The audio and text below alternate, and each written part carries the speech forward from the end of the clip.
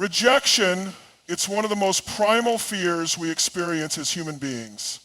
From the time we are children, we are wired to seek acceptance, validation, and connection. We want to belong.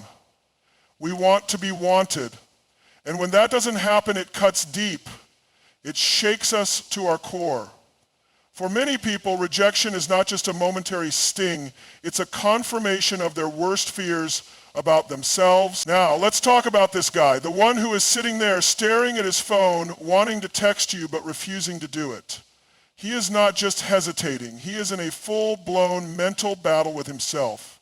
His brain is running through every possible outcome before he even types a single word. What if she doesn't respond? What if she takes hours to reply? What does that mean? What if she reads it and never texts back? His mind is a battlefield and fear is winning.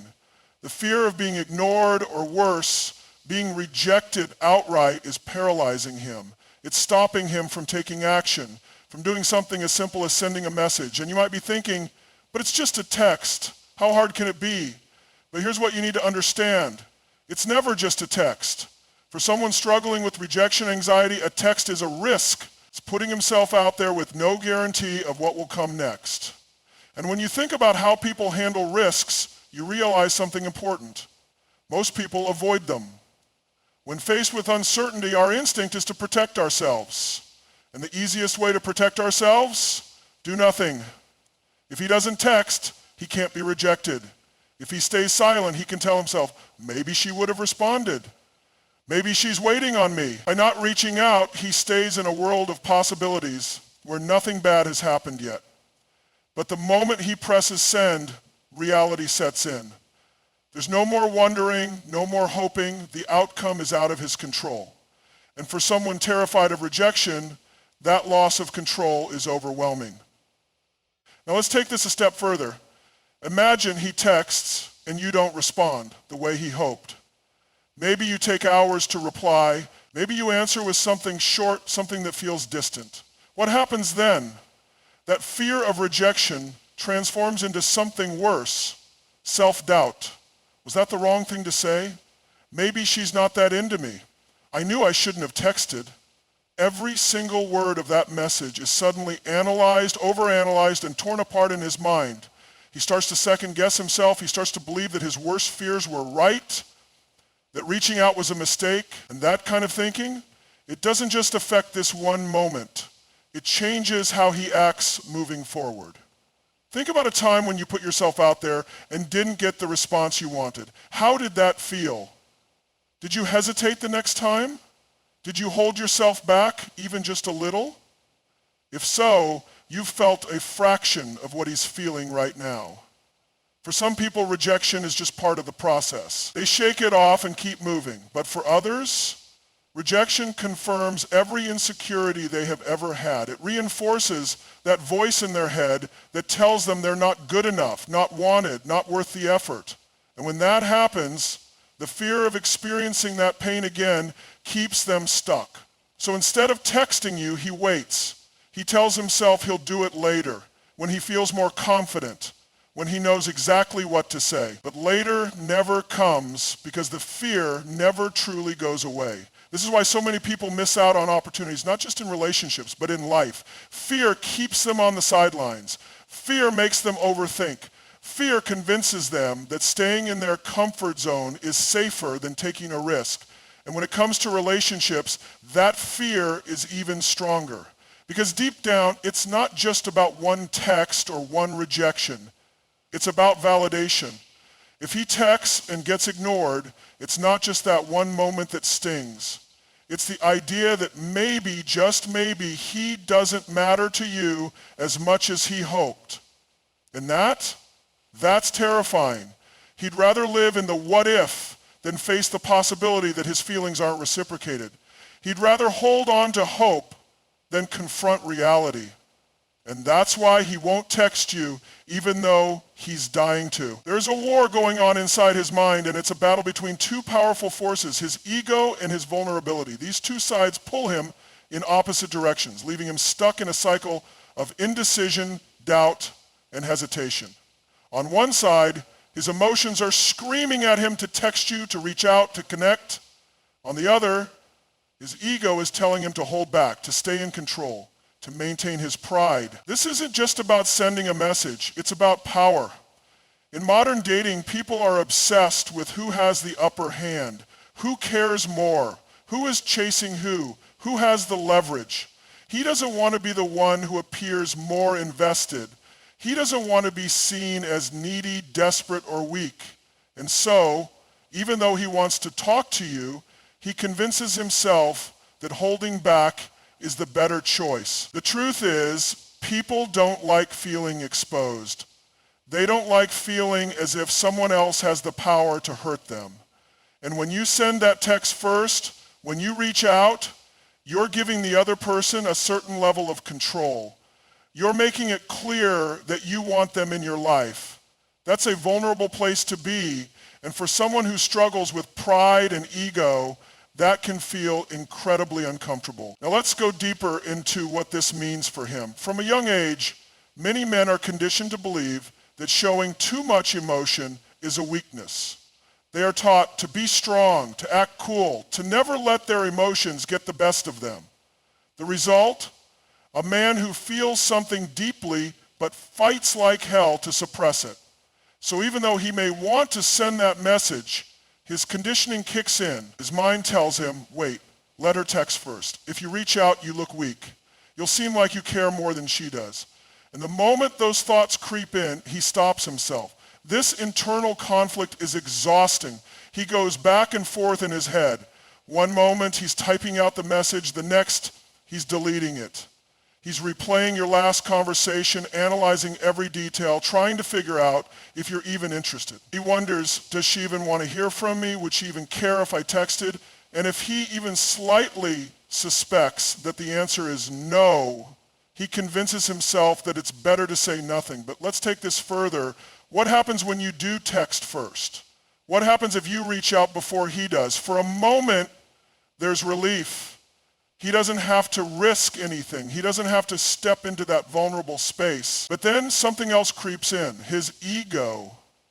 Instead of appreciating the message for what it is, he may start thinking, she's the one chasing me. I have the control here. She must like me more than I like her. This isn't always a conscious thought. It's not always something he's fully aware of, but it influences his behavior. Instead of reciprocating your energy, he may start pulling back, playing it cool, making you wait, delaying his response. And suddenly, the dynamic shifts. Why does this happen? Because for many people, having the upper hand in a relationship makes them feel safe. If they care less, they can't get hurt. If they're the one being chased, they don't have to experience the sting of rejection. So now, instead of two people openly communicating and expressing interest, you have a game being played. One person is holding back, and the other is left guessing. And what makes this battle even more complicated, he might not even realize he's doing it. He might genuinely like you. He might think about you all the time. He might want nothing more than to be with you. But the second he feels like he's losing control, like he's exposing too much, like he's stepping into a space where he could get hurt, he retreats. Think about the times when you felt vulnerable in a relationship. Maybe you wanted to say something, but you held back. Maybe you wanted to express how much you cared, but you hesitated. Maybe you wanted to reach out, but you convinced yourself that it was better to wait. That same struggle, that's what's happening inside his mind. Ego and vulnerability are like fire and water. One is about protection, the other is about openness. One wants to shield, the other wants to connect. And when the two collide, it creates a storm of hesitation, avoidance, and inaction. And so he waits. He tells himself he'll reach out when the timing is right, when he knows for sure that he won't be rejected, when he's certain that you feel the same way. But that moment, it may never come. From the moment a boy grows up, he is taught certain rules about how he should act, what emotions he's allowed to show, and how he should approach relationships. Society drills these lessons into him early, long before he even starts thinking about dating. These lessons don't just shape how he sees himself, they dictate how he interacts with others. especially in romantic situations. He's dying to text you. He wants to reach out. But there's a voice in the back of his head reminding him of everything he's been taught.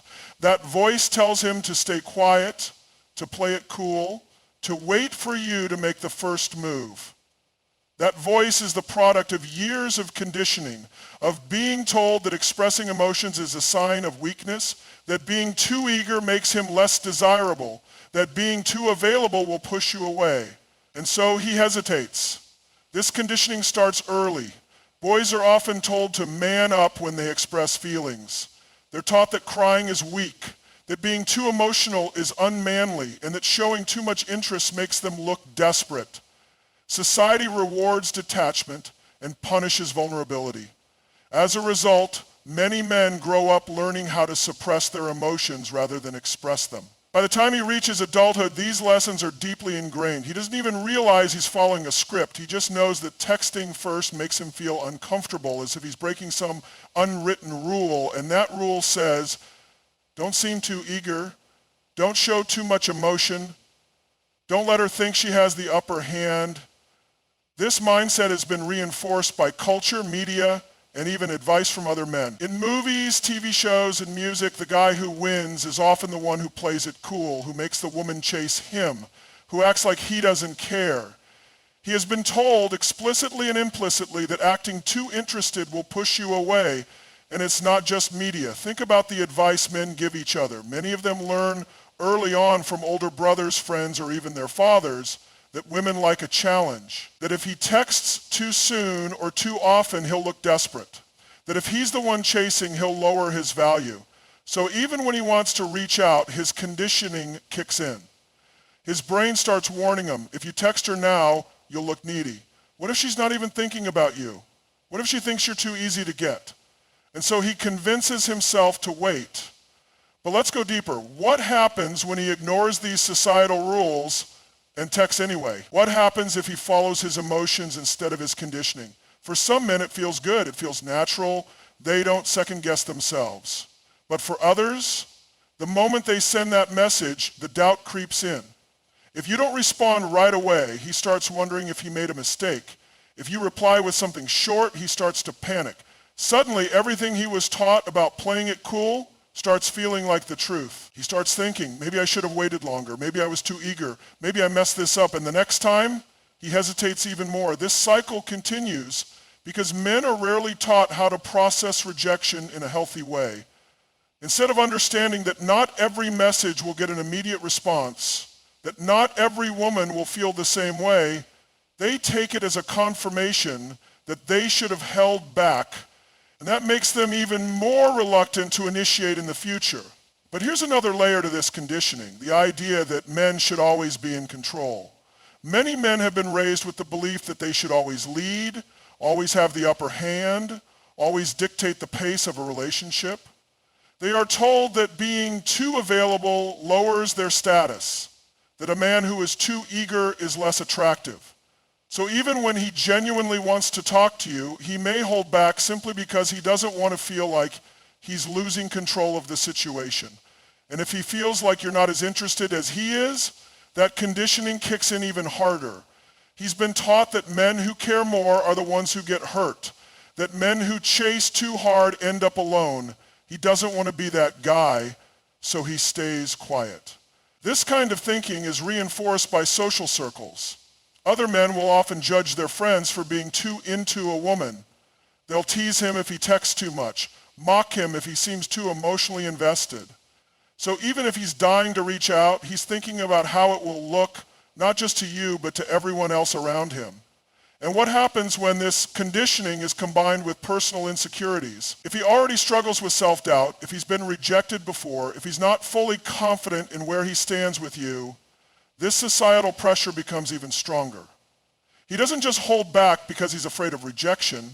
He holds back because he's been trained to believe that reaching out first is a sign of weakness, that wanting you too much makes him less desirable, and that's why he won't text you even though he wants to. You've heard it before, if he wanted to, he would. It's a phrase that has become almost like a rule in dating, simple, direct, and seemingly foolproof. But here's the truth.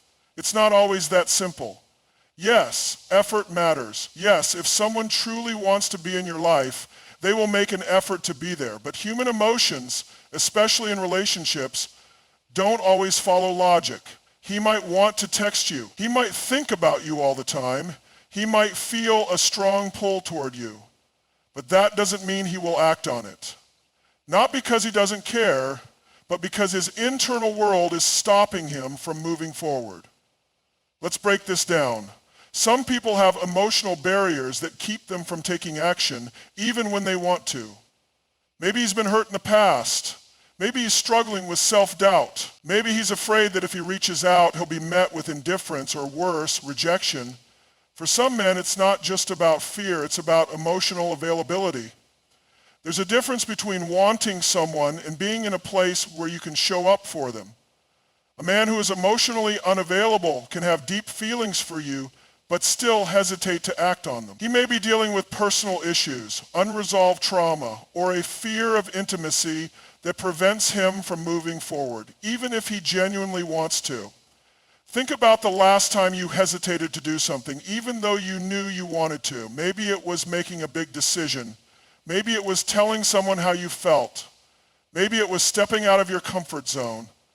Desire alone isn't always enough to push someone into action. Now, let's go deeper into another reason why wanting to and actually doing are two different things. His priorities.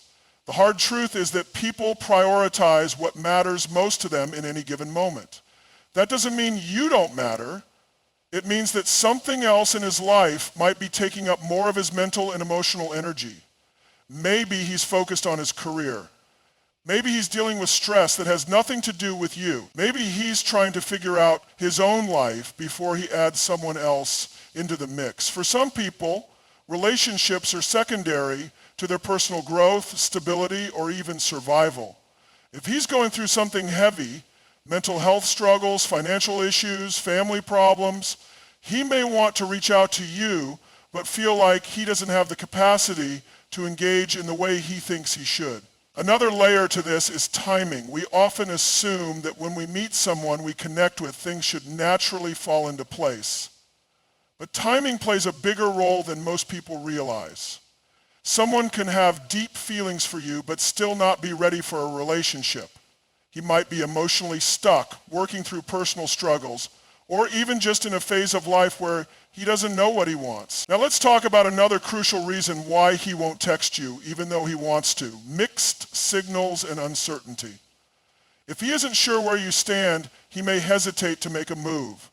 People fear rejection not just because it hurts, but because it brings clarity. The moment he texts you, the moment he puts himself out there, he's risking getting an answer he might not be ready for. If you don't respond the way he hoped, what does that mean? If you take too long to reply, is that a sign of disinterest? If he reaches out and you don't engage, will he regret trying at all? Men, just like women, analyze situations.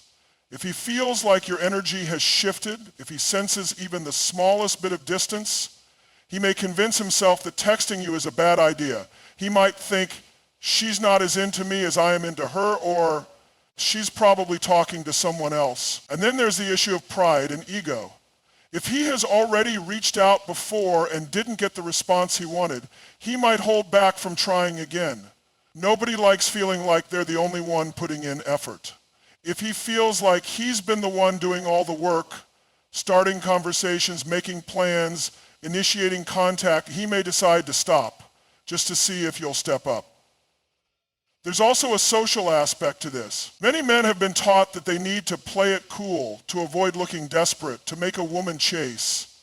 He may be suppressing his desire to text because he's been conditioned to believe that holding back will make him more attractive.